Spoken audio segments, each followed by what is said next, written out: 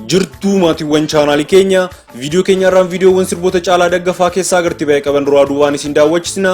Namoonni chaanaalii keenya faraatatan chaanaalii keenya subscribe gochuun akkasumas mallattoo bilbilaa sana tuquun hamma dhumaatti waliin turaan affeerraa keenya.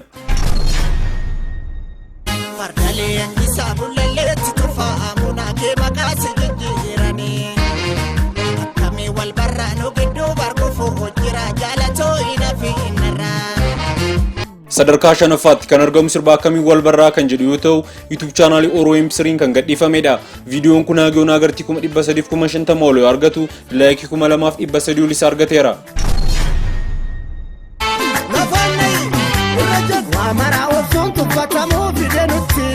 Sigigsi ofirratti boosile galtuu dubbannu nyaara bubbutti.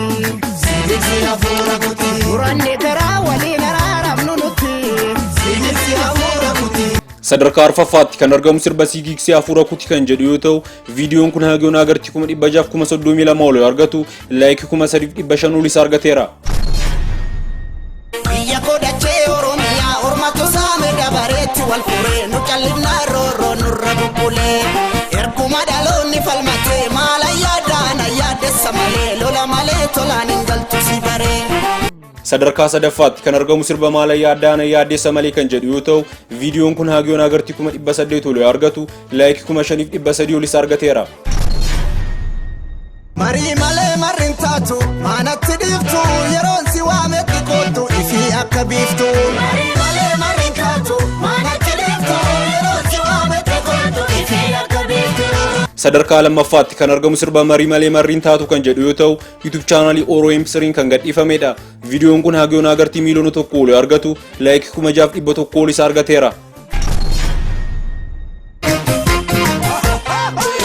Gadaan fuullee bise bobbaasee qeerroon ka'ee wal kaasee gaafateeti. Hiiki hiiki. Sadarkaa tokkoffaatti kan argamu sirba Hiiki Hiiki kan jedhu yoo ta'u viidiyoon kun YouTube chaanaalii Oromo kan gadhiifamedha. Viidiyoon kun hagiyoon agartii miiliyoona 1.1 ol yoo argatu laayikii 6700 ol isa argateera. Maatiiwwan chaanaalii keenya sirboonni Caalaa Daggafaa kanneen qofa osoo hin taane sirboonni beekamoo naateenyu kan jedhuu fi kanneen biroon YouTube chaanaalii Raayyaa Stuudiyoo waliin YouTube irraa waan qabaniif odeeffannoo argachuu hin dandeenye. Viidiyoowwan amma isin daawwachisne keessaa kan irra isinitti tole koomentii jalatti barreessuun akkasumas chaanaalii keenya like share subscribe gochuun dagatinaa isiniin jecha viidiyoo biraan amma ol arginu itti nagaatti.